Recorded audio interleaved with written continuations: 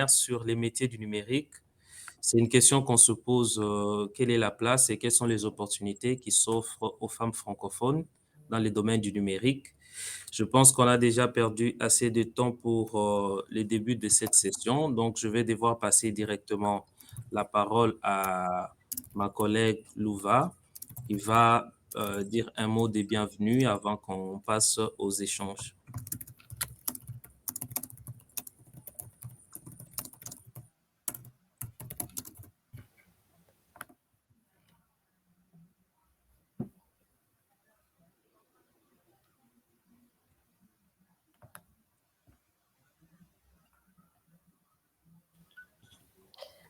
Bonjour à toutes et à tous. Merci Trésor. Nous sommes ravis de votre participation et de vous accueillir à ce webinaire de l'OIF organisé dans le cadre du projet Déclic, formez-vous au numérique avec l'OIF.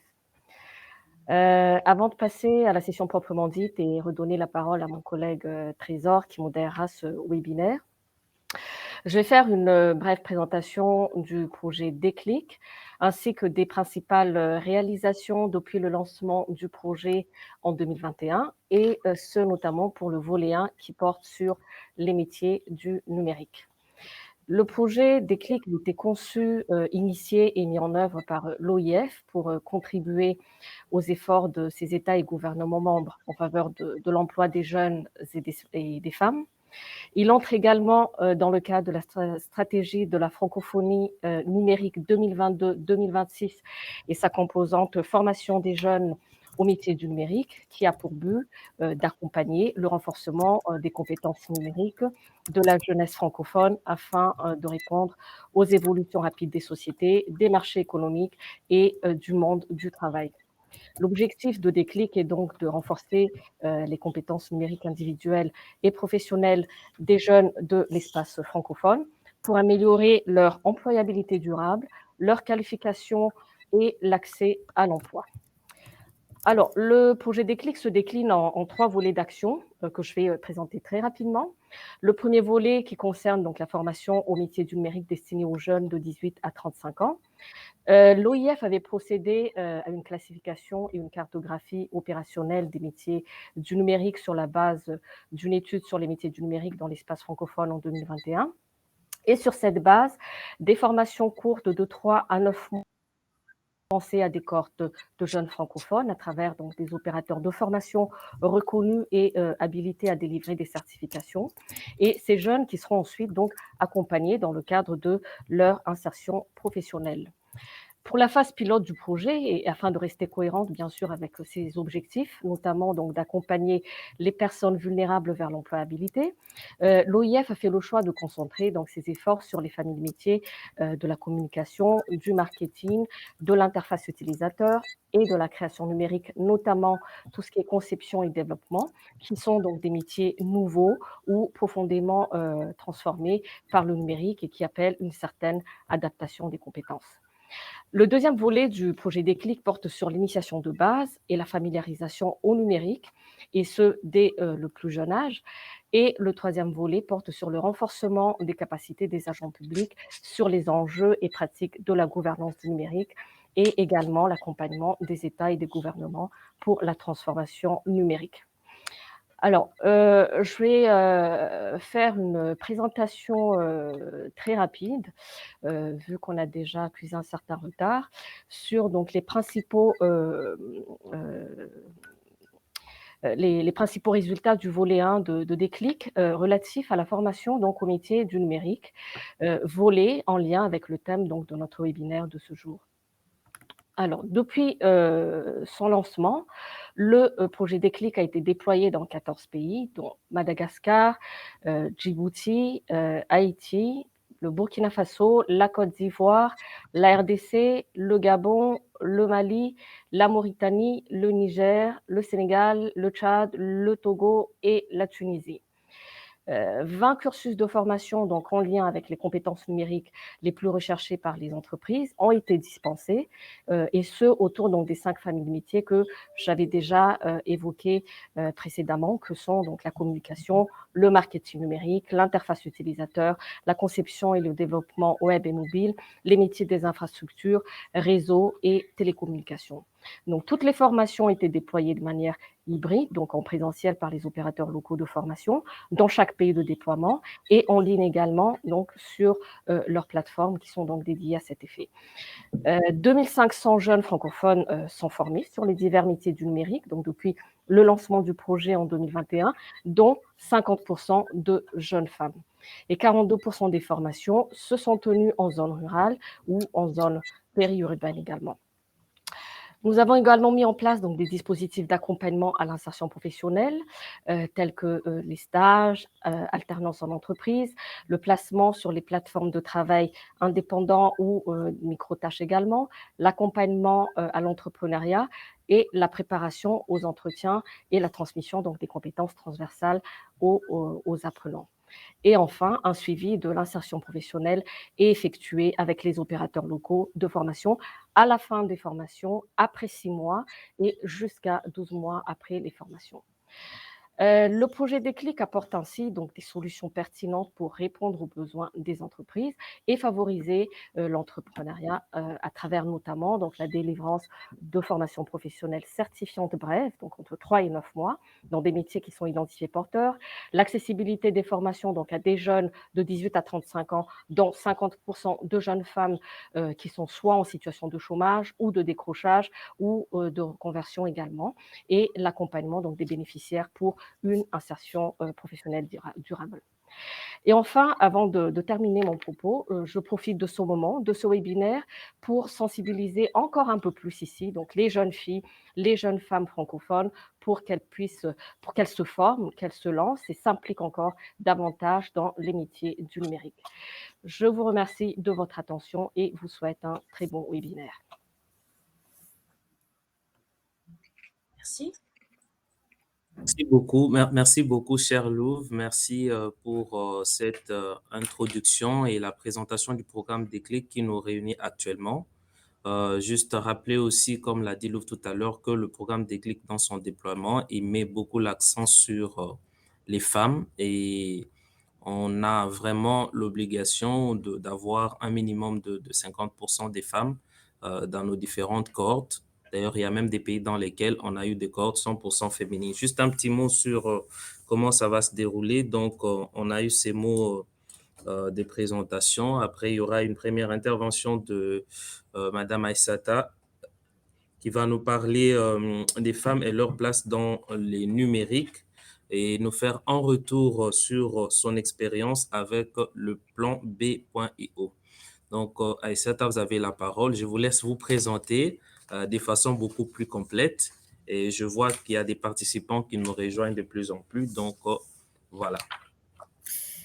Merci Trésor pour l'introduction. Merci Madame Lova pour ces mots qui présentent le programme et aussi qui présentent l'ambition que vous avez à aider ces jeunes femmes partout dans l'espace francophone à se digitaliser et à monter en compétences. Ça me touche, moi, parce que ça me rappelle à mon expérience personnelle. Donc, je me représente rapidement. Moi, c'est Amadou Aïssata. Je suis CEO d'un centre de formation qui s'appelle Le Plan B et qui est basé à Abidjan. De formation, je suis chef de projet dans le numérique.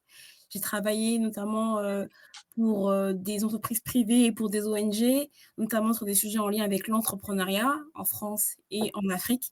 Et j'ai décidé en 2022 de créer mon entreprise pour répondre à un besoin. Le besoin, c'est lequel? C'est que moi, en tant que salariée, j'étais limitée techniquement parce que je ne suis pas ingénieure, je ne suis pas informaticienne. Et pourtant, je devais, dans une structure petite, avec peu de moyens, réaliser des projets assez ambitieux et il fallait digitaliser. En parallèle, j'avais commencé à entreprendre sur du e-commerce, sur des petits sujets. Et pareil, là, je devais me digitaliser, apprendre à gérer un site, à créer un site, à faire du marketing digital. Et c'est là où je découvre des outils un peu malins qu'on appelle le no-code, des outils qui permettent de devenir autonome assez rapidement, de pouvoir développer une boutique en ligne, un site web, de faire sa com, de faire son marketing, d'envoyer ses mails.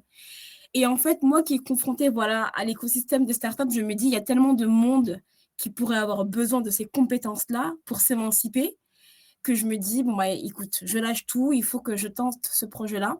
Et c'est là où je crée le plan B en me disant, je veux amener ces compétences-là, notamment sur le continent africain qui me tenait beaucoup à cœur.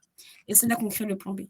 Et l'ambition de le plan B, c'est de se dire quoi? C'est de se dire, il y a beaucoup de jeunes filles, garçons, qui sont ambitieux, qui ont des idées, qui ont du potentiel, mais qui souvent sont limités. Ils se disent, voilà, j'aimerais bien réaliser telle plateforme, telle application, tel site, mais il me faut de l'argent, il faut payer un développeur, ou alors il faut être développeur soi-même, ce qui n'est pas forcément évident. Et moi, je me dis que dans le digital, il y a de l'inégalité. Il y a des gens qui ont accès au digital, aux compétences merveilleuses qui permettent de développer des projets et des produits extraordinaires, d'autres qui sont un peu les illettrés du digital. Et comment on fait pour les aider, sachant que dans ces illettrés du digital, il y a beaucoup plus de femmes que d'hommes. Et donc, nous, on lance des bootcamps avec des partenaires qui nous soutiennent pour former ces jeunes-là à Abidjan, mais aussi à Dakar. Et on s'est donné un peu comme ambition de se dire, un peu comme vous, Trésor, que sur chaque bootcamp qu'on aura, on aurait au moins 50% de femmes. Le problème qu'on a rencontré, c'est que dans les appels à candidature qu'on lance, on a seulement 25 à 30% de femmes qui candidatent. Et donc, c'est là où on se dit qu'il y a du travail à faire déjà en amont. Et après, il faut mettre en place des quotas, comme ce que nous, on a fait, comme ce que vous faites, pour pouvoir les faire remonter et pour pouvoir se dire, bah, on va faire la discrimination positive pour booster les femmes dans le digital. Pour moi, c'est une action à mener, les outiller, les former en masse, mettre des quotas pour les former. Mais je pense qu'il y a une action aussi à faire en amont, au moment des études, au moment de l'orientation, pour qu'elles puissent faire aussi du digital. Donc, je pense qu'il faut aller leur parler très jeunes, 13 ans, 14 ans, à la sortie du collège, l'entrée du lycée, pour qu'elles puissent déjà savoir que c'est une piste qui existe, qu'on puisse aussi leur présenter des modèles de femmes qui sont passées par là. Et c'est là aussi que, voilà, sans forcément l'avoir recherché, quelque part, en tant que CEO féminine d'une startup digitale, je deviens quelque part aussi quelqu'un qui représente cette représentation-là pour diversifier un peu les différents modèles qu'on met en avant dans le digital. Je pense que c'est important aussi d'éduquer de manière plus large le système éducatif, les professeurs, les parents qui participent à orienter ces jeunes filles-là pour qu'ils puissent assez tôt leur dire voilà, que ces pistes digitales-là existent. Et nous, en tant que start-up, on a un rôle de redistribution et de solidarité qui est important dans nos écosystèmes respectifs pour, en dehors de nos missions très start-up, très techniques, aller un peu parler à ces jeunes filles-là, leur raconter des choses. Je me souviens typiquement d'une activité où on avait parlé à des jeunes filles accompagnées par l'ambassade des États-Unis à Abidjan sur un programme de jeunes filles in STEM, donc sciences, techniques et numériques. Et du coup, ça aide de parler et qu'elles voient quelqu'un qui leur ressemble aussi. Je pense qu'ensuite, et ça c'est hyper important, quand on est une femme dans le milieu, c'est important d'être dans des réseaux de femmes qui permettent de s'entraider et de se booster. On a un réseau typiquement là sur Abidjan que j'aimerais souligner qui s'appelle Abidjanaise in Tech. Et c'est un réseau de femmes, entrepreneurs, salariés, étudiantes dans la tech qui s'entraident et qui se réunissent pour s'épauler. Donc moi, c'est important d'y contribuer à travers mon projet, à travers la parole que j'ai également. Et de me dire qu'à mon échelle, avec le no-code, on permet de créer des jeunes filles, en tout cas, qui sont plus empowered, comme on pourrait dire, pour ces métiers-là, et qui après peuvent déboucher sur soit de l'entrepreneuriat, soit une meilleure insertion professionnelle, soit typiquement, on peut avoir un premier pas dans le no-code pour ensuite aller sur du code technique. Moi, je ne veux pas non plus leur dire, voilà, limitez-vous que au no-code ou que à tel outil technique. Je veux leur montrer le champ des possibles. Et du coup, c'est important pour moi de le mentionner ici aujourd'hui aussi. Former ces jeunes-là au no-code ou au digital, ce n'est pas seulement de la formation à un outil technique, c'est aussi une façon de penser et une façon d'apprendre. Parce que ce que je leur dis, moi, en formation, c'est une fois que vous avez appris 2 outils no-code, le prochain devient beaucoup plus facile. Les logiques se répètent. Et en plus d'apprendre l'outil, vous apprenez une façon de penser centrée sur l'utilisateur. Vous apprenez un peu des réflexes UX, UI. Vous apprenez un peu des réflexes par rapport au SEO. Vous avez des réflexes par rapport à comment on met en place une méthode design thinking pour tester un prototype, innover de manière incrémentale. Donc, ce sont tous ces concepts-là qui gravitent autour de la tech pure que je vais également leur transmettre et leur apprendre. Et à mon avis, les femmes ont vraiment leur rôle à jouer, puisqu'on sait techniquement et scientifiquement parlant que les équipes les plus diversifiées sont les plus innovantes. Donc diversifiées, oui, par rapport au genre, mais par rapport à plein d'autres critères. Donc on ne peut pas se permettre aujourd'hui d'avoir une tech sans femmes, une IA sans femmes, un Web 4.0 sans femmes. C'est impossible. Voilà, donc c'est important pour moi de se dire voilà, qu'on soit entrepreneur homme ou entrepreneur femme, on a tous un rôle à jouer et une politique à mettre en place au niveau de nos structures pour faciliter l'insertion de ces jeunes filles-là dans la tech et dans le digital. Voilà, j'espère avoir pu en tout cas partager mon point de vue, ma passion et comment le plan B en tant que centre de formation basé à Abidjan, il contribue à son échelle sur l'insertion des jeunes filles et des femmes dans la tech. Je vous remercie. Merci Aïssata. Merci Aïssata pour tout ce que vous faites avec le plan B. D'ailleurs, dans son nom, comme le nom l'indique, c'est le plan B, mais ça peut être aussi un plan A pour certains qui veulent se lancer dans une carrière et qui veulent vraiment agir dans ce domaine du numérique. Donc, il y a Karine Paul qui a un peu des difficultés pour nous rejoindre. C'était son témoignage qu'on devrait prendre par la suite. Je pense qu'on va passer plutôt la parole à Aziza qui est déjà avec nous. Aziza qui est une des bénéficiaires du programme Déclic en Mauritanie. L'idée, c'est qu'elle parle aussi de son expérience dans le programme Déclic, mais également ce qu'elle fait grâce au numérique dans son travail au quotidien. Aziza, si vous nous entendez, vous avez la parole.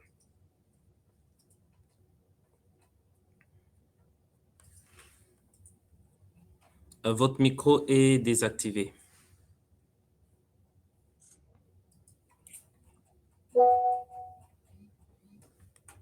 Aziza, est-ce que vous nous entendez?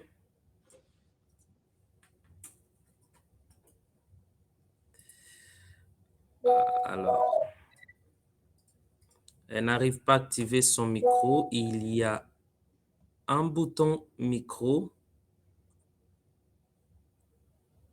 Il y a un bouton micro que vous pouvez activer qui est juste à côté.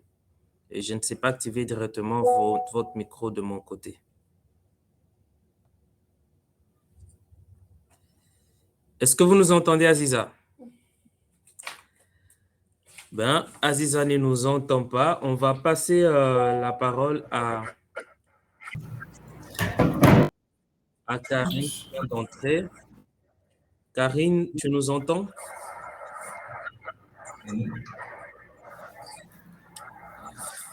J'ai l'impression que Karine ne nous entend non plus. Aujourd'hui, les dieux de la technologie ne jouent pas en notre faveur. On va passer la parole à Laetitia qui va nous parler des opportunités dans le numérique pour les femmes et nous faire aussi un retour sur expérience sur Kinshasa. Donc, Laetitia, est-ce que vous pouvez vous présenter et voilà, et vous avez la parole. Bien sûr, merci à tous et merci à Aïssata. C'était très intéressant d'entendre ce retour d'expérience également. Merci à Déclic pour l'invitation. Bien moi, Laetitia Massage, j'ai une histoire assez longue, on va dire, avec le numérique. Je suis presque née dedans. Lorsque Aïssata disait que les parents, les professeurs, etc., et même dès l'âge de 13 ans, on doit ouvrir les jeunes au numérique, moi je dirais dès la naissance. Il se trouve que dès l'âge de 7 ans, je détruisais déjà l'ordinateur de ma maman en essayant de bidouiller des choses sans vraiment me rendre compte que je faisais planter un système censé mieux fonctionner. Et j'ai eu la chance, en fait, depuis toute petite, d'avoir une mère qui m'a éduquée de manière non genrée, c'est-à-dire c'est pas parce que j'étais une fille que je devais jouer à la poupée, m'intéresser à la cuisine, vouloir absolument faire le ménage. Et ce que je recevais comme cadeau, c'était pas des Barbies ou des poupées, mais plutôt des cadeaux de construction et de déconstruction. Ce qui a fait de moi une personne toujours très intéressée par la construction et le fait de pouvoir concevoir des choses avec mes deux mains. Et le digital, il est arrivé très tôt parce que j'ai d'abord étudié le droit des nouvelles technologies, il y a quand même plus de 10 ans. Et donc, en étant spécialisée dans ce domaine-là, j'ai approfondi mes connaissances et lors du lancement de ma première start-up immobilière, je me suis d'abord familiarisée à ça grâce au marketing digital sur Facebook, où j'ai lancé l'expérience au départ. Et puis, quand elle a eu du succès, eh bien, je suis passée au niveau de la construction d'une application sur base de tous les retours utilisateurs que nous avons eus. Et ce qui s'est passé à ce moment-là et comment j'ai appris à coder, au départ, je pense que le no-code n'avait pas encore le succès d'aujourd'hui, il n'existait pas encore vraiment, donc j'ai dû faire du «vrai code» entre guillemets. Mais lorsque j'ai appris à coder à ce moment-là, c'est simplement que j'ai engagé 2 développeurs à l'époque. L'un des développeurs était censé construire la plateforme, l'autre développeur était censé gérer le développeur qui, construisait la plateforme et me former au code pour que je puisse poursuivre la maintenance de la plateforme et en construire éventuellement d'autres. Comme Aïssata l'a indiqué, avoir des codeurs, ça coûte extrêmement cher et je n'avais pas une bourse infinie à l'époque, donc je me suis mise à apprendre à coder. Et depuis, je ne me suis jamais arrêtée. Je codais en Ruby on Rails, qu'Aïssata connaît sans doute à l'époque. Et de fil en aiguille, je me suis rendu compte de toutes les opportunités auxquelles je n'avais pas nécessairement pensé concernant la capacité de coder, que ce soit du pur code ou du no-code, on va dire. Hein. Et là où tout le monde va certainement vous parler des opportunités d'emploi, moi, je vais vous parler d'une opportunité beaucoup plus fondamentale lorsque vous savez coder, et elle est très simple. C'est d'avoir la capacité de décorréler le temps et l'espace du moment auquel vous travaillez. D'accord? Alors évidemment, je pense qu'il n'y a pas d'échange possible. J'espère que tout le monde a compris. Mais je vais quand même vous donner un exemple. Le fait d'être capable de construire un produit digital m'a permis, tout en déménageant au cœur de Kinshasa, de continuer à servir mes clients en Belgique et donc en fait de déménager et de vivre mon rêve de rentrer sur la terre-mère. Rien que ça. Un autre élément, lorsque vous êtes capable de coder un produit ou un service, vous êtes capable de construire une offre à un moment X, mais de gagner de l'argent chaque fois qu'une personne en bénéficie, sans que vous ayez à travailler chaque fois que cette personne doit en bénéficier. Et pour celles d'entre vous qui veulent devenir riches, c'est généralement l'un des meilleurs moyens de le faire. Donc en termes d'opportunités, moi je vois surtout ça. Maintenant, au niveau des possibilités que ça procure, il y a le fait d'être beaucoup plus productif. De manière générale, nous, chez Pinchasa, nous avons augmenté nos capacités de production simplement parce que dès qu'on comprend comment faire quelque chose, on finit par l'automatiser grâce au code, que ce soit face à nos clients ou vis-à-vis de processus internes. Un autre aspect, aujourd'hui, chez Pinchasa, les stagiaires sont essentiellement des intelligences artificielles. Et donc, on se retrouve avec des personnes qui n'ont pas d'état d'âme, qui sont très rapides et qui travaillent toute la journée et toute la nuit pour nous aider à mieux servir nos clients ou à simplement construire nous-mêmes ce que nous avons besoin de construire. Et je me rends compte que j'ai très peu parlé de Pinchasa, mais pour expliquer à celles et ceux qui ne sauraient pas de quoi il s'agit, Pinchasa. Pinchasa, c'est une agence de transformation par le design qui aide les entreprises en fait à faire face aux changements et à construire leur marque aujourd'hui en utilisant l'empathie et les méthodologies design. Et dans le cadre de Pinchasa, il y a toute une série de produits et de services qu'on offre, que ce soit des objets personnalisés, de la stratégie de marque ou même de la formation. Et tous ces éléments-là, c'est via l'Internet qu'on le délivre. Depuis le premier jour à Kinshasa jusqu'à aujourd'hui, que ce soit des formations, que ce soit des objets personnalisés ou même la stratégie, tous les éléments ont lieu en remote, en, euh, en figital ou en digital pur. Et donc, si on n'avait pas été, si on n'avait pas eu le numérique dans notre ADN, eh bien, probablement que Pinchasa n'aurait simplement pas vu le jour. Et donc, de ce point de vue-là, ça a été vraiment une bonne chose pour moi, mais aussi pour les autres membres de mon équipe, d'être capable, en fait, d'être ce qu'on appelle des digital natives, même si certains d'entre nous ne le sont pas, hein, qui ne sont pas du tout nés dans le digital, parce qu'ils n'ont pas 20 ans.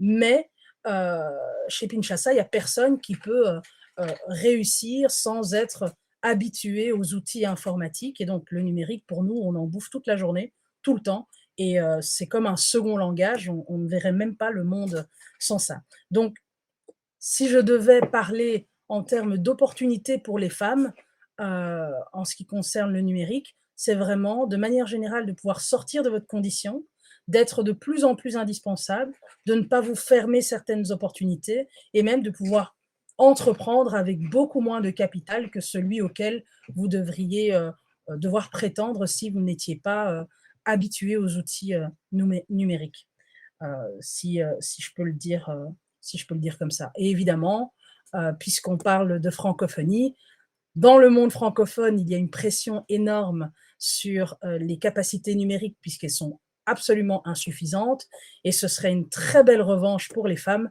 de devenir massivement compétentes dans le numérique pour inverser un petit peu la tendance et la difficulté d'obtenir des emplois à la hauteur de leurs capacités. Donc voilà, je m'arrête là en termes d'opportunités.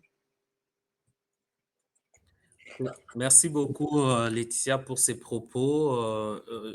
Parlons déjà de la part ou la proportion des femmes. Je sais que les Nations Unies a alerté récemment sur la nécessité de mobiliser beaucoup plus les femmes dans les numériques en disant que tout métier confondu, la proportion des femmes dans les métiers du numérique était de moins de 30%.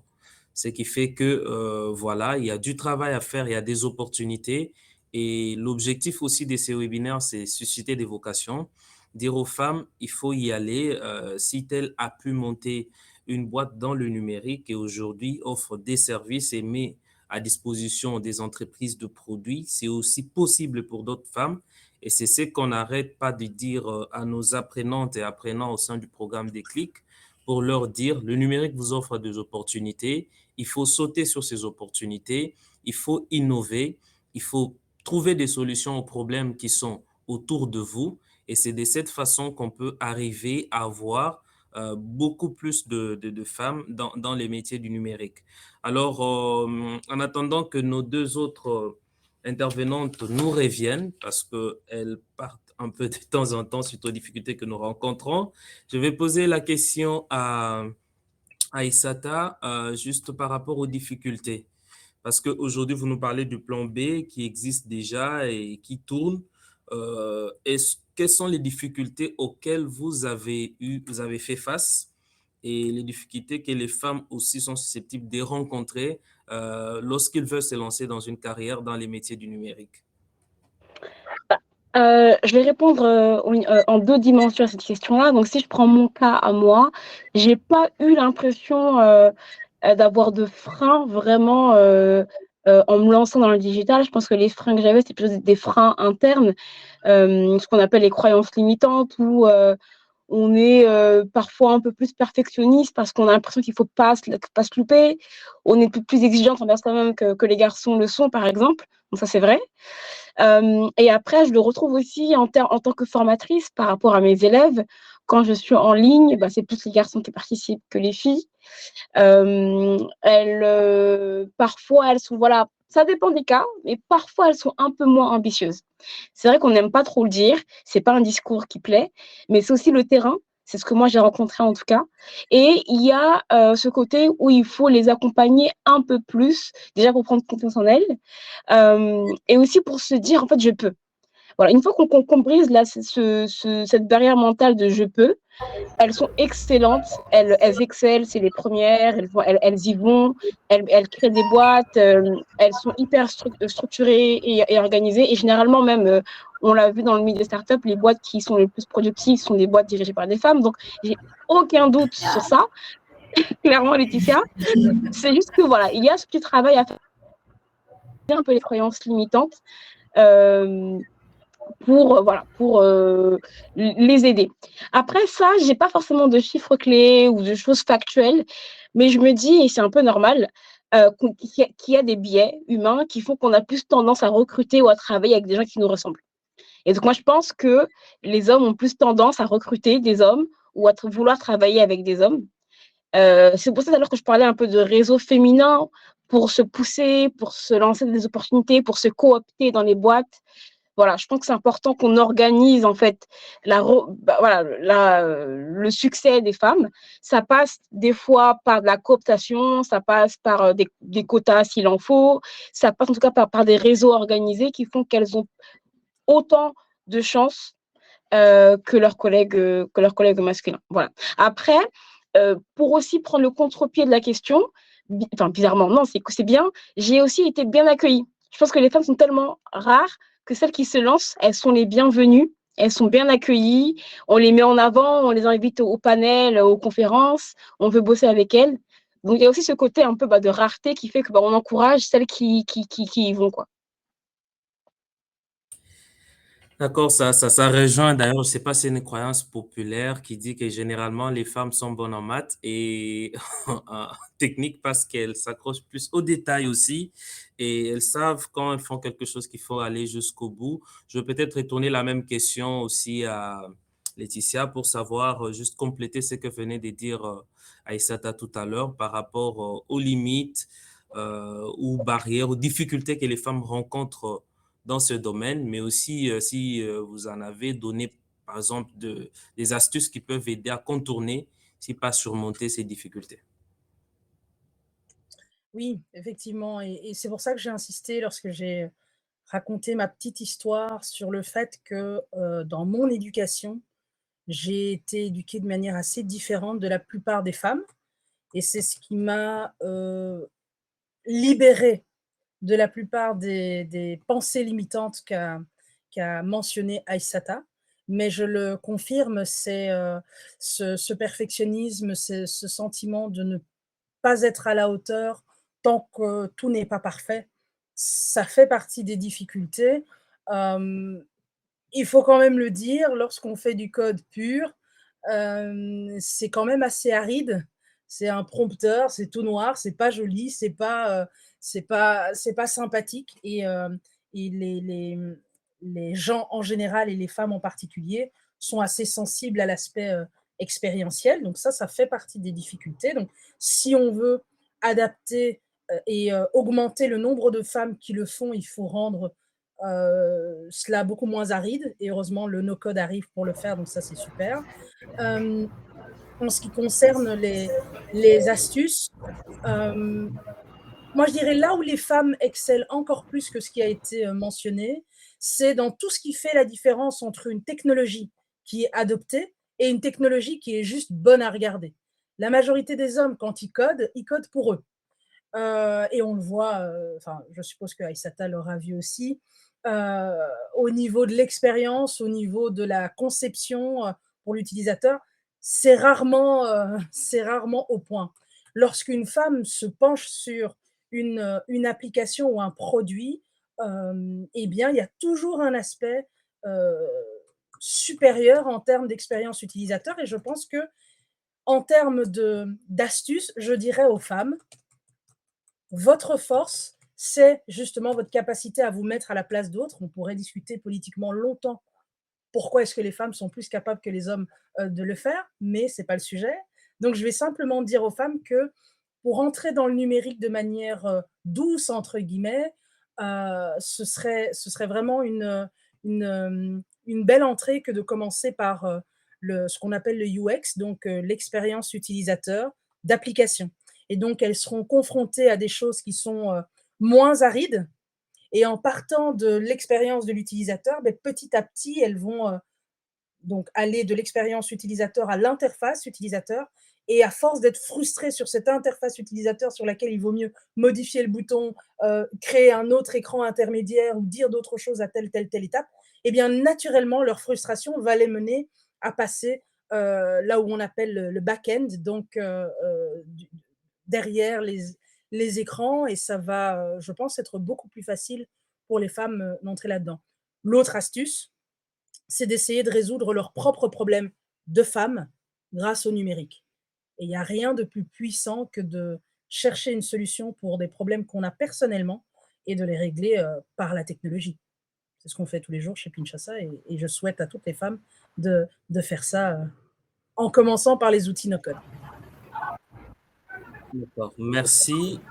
Avant de prendre Karine pour un court témoignage, il y a Aïssata qui veut déjà nous quitter parce qu'elle doit nécessairement avoir d'autres préoccupations. Mais est-ce qu'il y a quelqu'un qui a une question dans la salle, que ce soit sur le programme Déclic en général ou sur ce qui a été dit jusqu'ici? Moi, j'aimerais juste vous féliciter encore, Trésor, pour ce que vous faites et pour le financement que vous mettez derrière qui permet voilà, des acteurs du terrain d'aider ces jeunes-là pour qui c'est gratuit finalement à la fin et ça compte ça aussi de démocratiser pour toutes les couches de la société. Voilà, moi, ça me fait plaisir de me dire qu'on est un maillon d'une chaîne large qui, petit à petit, bouge un peu les codes, même si c'est pas facile. Donc voilà, juste bravo à vous, bravo à Laetitia, je pense qu'on s'écrira. Je vais devoir y aller et je vous souhaite une très très bonne journée à tous. Ciao Aïssata.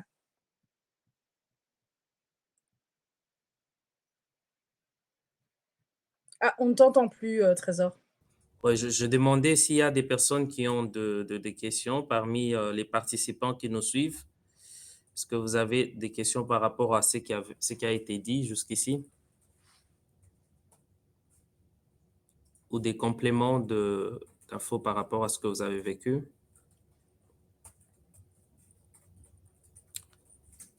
Alors, je pense qu'il n'y en a pas. On ne t'entend plus. J'étais en train de dire, je pense qu'il n'y en a pas. Et encore une fois de plus, on a perdu Karine qui devait intervenir juste après. Donc, je vais devoir vous présenter les témoignages d'une de nos bénéficiaires du programme Déclic dans l'un des pays où on intervient.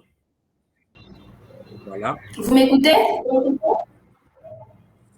Alors, c'est Karine qui Allô? revient. Oui. Apparemment, Karine. Oui, Karine, vous nous entendez cette fois-ci, ça va? Oui, ça va. Ça va, vous Bien, avez... bonjour à tous. Je Bonjour, suis Karine Paul. Je suis actuellement étudiante finissante dans l'administration publique à l'Université d'État d'Haïti. Et j'ai eu l'opportunité de suivre une formation certifiante en manipulation des casques réalité virtuelle et à Déclic.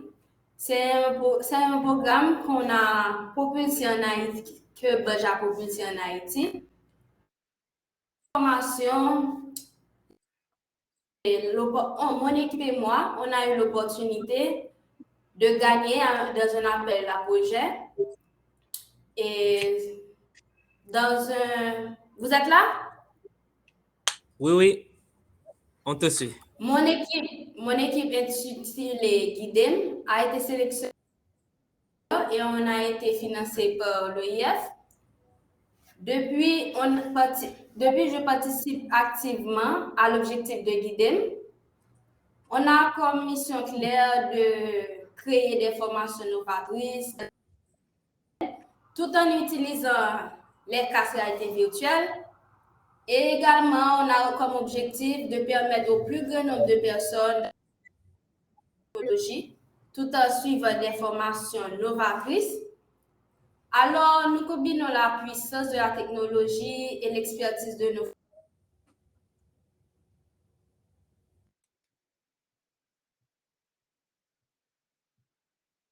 Alors, on a perdu Karine. Je pense un souci de connexion. Peut-être qu'elle va nous rejoindre en route. Le temps qu'elle nous revienne, je veux juste vous partager ce témoignage.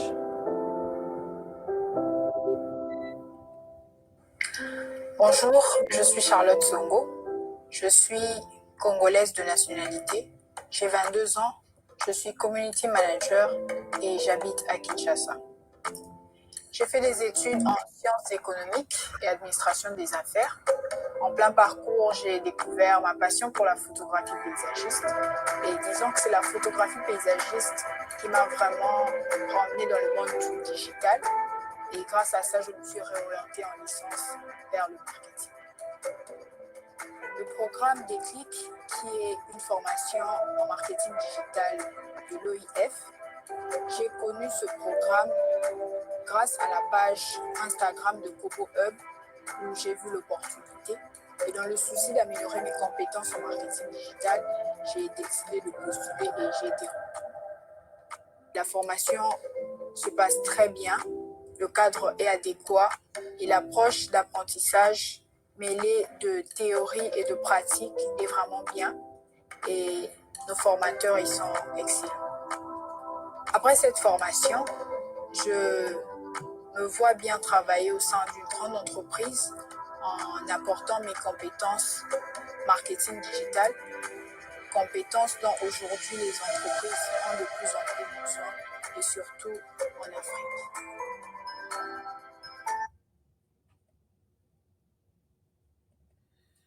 Voilà, je pense que vous avez suivi ce témoignage d'une de nos apprenantes en République démocratique du Congo. Comme Karine Paul qui venait d'intervenir tout à l'heure, Charlotte est aussi bénéficiaire du programme Déclic de l'OIF en République démocratique du Congo.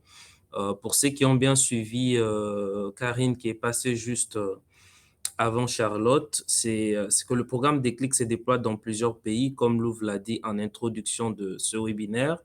Alors, en Haïti, par exemple, en plus des formations en manipulation de casques de réalité virtuelle, que Karine a dit tout à l'heure, il y a aussi d'autres formations qui sont suivies, notamment dans le domaine du développement web et bien sûr dans d'autres domaines. Donc, l'idée est que dans toutes ces formations, qu'on essaye de former et équiper les femmes avec les compétences qu'il faut dans le domaine du numérique, parce que ce sont les compétences les plus recherchées. Et l'OIF, dans ses missions, vise aussi à promouvoir l'égalité entre femmes et hommes, mais aussi renforcer les compétences des femmes. Donc, cela rejoint une stratégie de la francophonie, en même temps la stratégie de la francophonie économique et numérique et aussi les priorités transversales de l'Organisation internationale de la francophonie. Donc, à travers ce programme et à travers bien d'autres, on essaie de contribuer au renforcement des capacités numériques de populations francophones. Donc, la suite du programme Déclic, c'est également une plateforme qui sera mise à disposition du public francophone pour les jeunes et les moins jeunes qui veulent se former premièrement en compétences des bases, mais aussi au métier du numérique. Donc, c'est un peu ça, en gros, ce que nous faisons à travers le programme Déclic. Et on reste ouvert aux différentes propositions, que ce soit de collaboration, de partenariat sur le programme. Donc, on est en train de chuter par rapport à notre session. Et je vais passer la parole à Laetitia. Est-ce que vous avez un mot de la fin, juste pour tous ceux qui nous suivent, toutes les femmes qui nous suivent en ce moment, les hommes par rapport aux opportunités et à la place des femmes dans les métiers du numérique? Merci. Alors, concernant la place des femmes dans les métiers du numérique, c'est comme la femme dans le monde, elle a toute sa place. Il est anormal qu'elle ne soit pas au moins 70% dans le numérique. Mais bon, on va se contenter de 50, hein, et donc essayer de les amener jusque-là. Le numérique, c'est un second langage, c'est la base de tout. C'est vraiment une manière de penser, comme l'a dit tout à l'heure avec Aïssata, et c'est vraiment un accélérateur d'absolument tout ce qu'elle pourrait vouloir faire, que ce soit en tant que femme, en tant que maman, en tant qu'artiste, en tant que professionnelle. Donc c'est vraiment une base à posséder, quel que soit l'angle sous lequel elles veulent le prendre, que ce soit pour travailler dans le numérique ou ne pas travailler dans le numérique. Parce que nous ne sommes pas une entreprise de numérique comme telle, mais sans le numérique, il est impossible de travailler avec nous, tout simplement, sur les deux continents. Donc, en ce qui concerne les femmes, je les enjoins vraiment à ne pas rater le train, pour toutes celles qui n'ont pas encore commencé à le prendre. Et si elles ont déjà commencé à le prendre, j'ai oublié de le dire tout à l'heure, mais elles peuvent utiliser l'intelligence artificielle pour accélérer aussi leurs compétences en numérique et qu'elles n'hésitent donc absolument pas à en faire un atout, quoi qu'elles veuillent faire dans leur vie.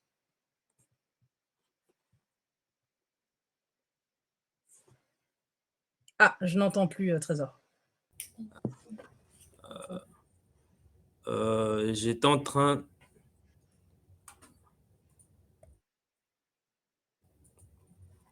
Ouais, j'étais en train de dire merci beaucoup pour tous ces propos et les différentes interventions lors de cette session. On espère que cette session qui sera rediffusée auprès de participants qui n'ont pas pu suivre la session en direct bénéficiera aux uns aux autres et on l'espère bien à des prochaines occasions qu'on pourra revenir encore sur ces sujets, creuser davantage et voir ce qui peut être fait de façon pratique pour mobiliser et engager beaucoup plus de femmes dans les métiers du numérique et dans le domaine du numérique.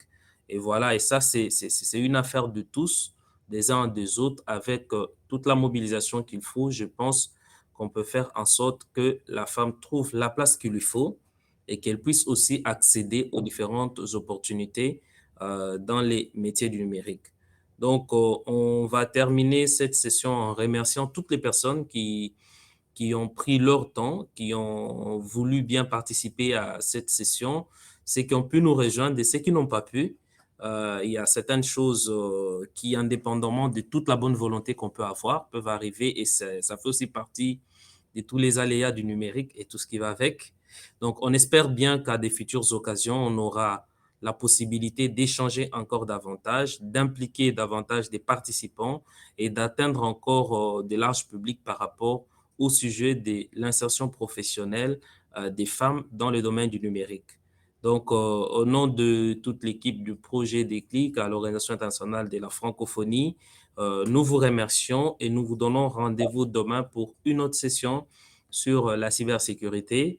C'est une session qui aura lieu qui aura lieu demain à la même heure, c'est-à-dire à 16 heures, heure de Paris, 10 heures, heure de Montréal, et qui parlera de la sécurité des femmes en ligne. Quelles sont les méthodes qui peuvent être mises en place, quels sont les défis auxquels ils font face, quels sont les enjeux et comment on peut arriver à se protéger en ligne. C'est une session qui sera animée par Madame Azimat Adjassa, qui va nous faire le plaisir de nous présenter cette session et de nous donner, nous équiper des outils qui peuvent nous servir pour la protection en ligne. Donc, merci à toutes et à tous. Merci aux organisateurs et on espère se rencontrer encore demain pour une autre session. Merci à vous. Merci à vous.